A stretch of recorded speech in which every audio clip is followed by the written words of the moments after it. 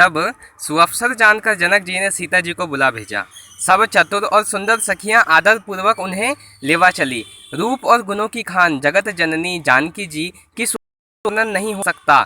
उनके लिए मुझे काव्य की सब उपमाएं तुच्छ लगती है, क्योंकि वे लौकिक स्त्रियों के अंगों से अनुराग रखने वाली है, अर्थात वे जगत की स्त्रियों के अंगों को दी जाती की उपमाएं सब त्रिगुणात्मक मायिक जगत से ली गई है।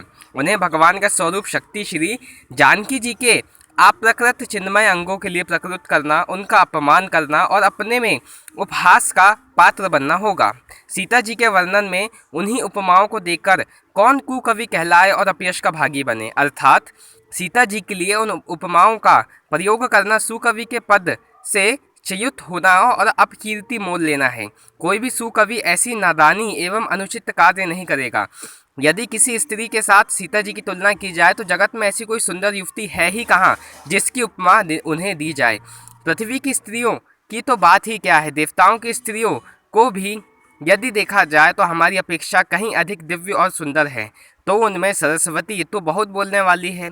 पार्वती अर्धांगिनी है, अर्थात अर्ध नारी नटेश्वर के रूप में उनका आधा ही अंग स्त्री का है, शेष आधा अंग पुरुष शिवजी का है। कामदेव की स्त्री रति पति को बिना शरीर का अनंग जानकर बहुत दुखी रहती है, और जिनके विष और मध्य जैसे समुद्र से उत्पन्न होने के नाते प्रिय भाई हैं। उन लक्ष्मी के समान तो जानकी जी को कहा ही कैसे जाए। जिन लक्ष्मी जी की बात ऊपर की गई थी वे निकली थी खारे समुद्र से, जिसको मथने के लिए भगवान ने अति कर्कश पीठ वाले कच्छप का रूप धारण किया। रस्सी बनाई गई महान विषधार वासुकी नाग की मथानी का कार्य किया अतिशय कठोर मदरांचल पर्वत ने, और उसे मथा सारे देवताओं और दैत्यों ने मिलकर। जिन लक्ष्मी को अतिशय शोभा की खान और अनुपम सुंदरी कहते हैं, उनको प्रकट करने में हेतु बने यह सब असुंदर एवं स्वाभाविक ही कठोर उपकरण हैं। ऐसे उपकरणों से प्रकट हुई लक्ष्मी जी जानकी जी की समता को कैसे पा सकती है। हाँ, इसके विपरीत यदि छवि रूपी अमृत का समुद्र हो, परम स्वरूप कच्छप हो, शोभा रूपी रस्सी हो, सिंगार रस का पर्वत हो और छवि समुद्र को स्वयं कामदेव अपने ही कर कमल से मथे, इस प्रकार का संयोग होने से जब सुंदरता और सुख की मूल लक्ष्मी उत्पन्न हो, तो तब कवि लोग उसे बहुत संकोच के साथ सीता जी के समान कहेंगे।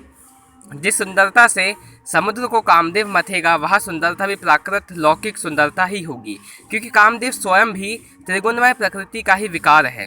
अंततः उस सुंदरता को मथकर प्रकट श्री हुई लक्ष्मी भी उपयुक्त लक्ष्मी की अपेक्षा कहीं सुंदर और दिव्य होने पर भी प्राकृत ही। अंततः उसके साथ भी जानकी जी की तुलना करना कवि के लिए बहुत संकोच की बात होगी। जिस सुंदरता से जानकी जी की दिव्य परम दिव्य विग्रह बनाया है, वह सुंदरता उपयुक्त सुंदरता से भिन्न अप्रकृत है। वस्तुत लक्ष्मी जी को अप्रकृत रूप से भी यही है। वह कामदेव के मथने में नहीं आ सकती और वह जानकी जी का स्वरूप ही है।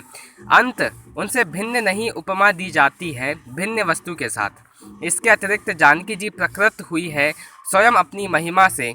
उन्हें प्रकृत करने के लिए किसी भिन्न उपकरण की अपेक्षा नहीं है, अर्थात शक्तिमान से अभिन्न अद्वैत तत्व अथेव्य अनुपमय यह गुढ़ दार्शनिक तत्व भक्त शिरोमणि कवि ने इस अभूत प्रमालांकर के द्वारा बहुत सुंदरता से व्यक्त किया है।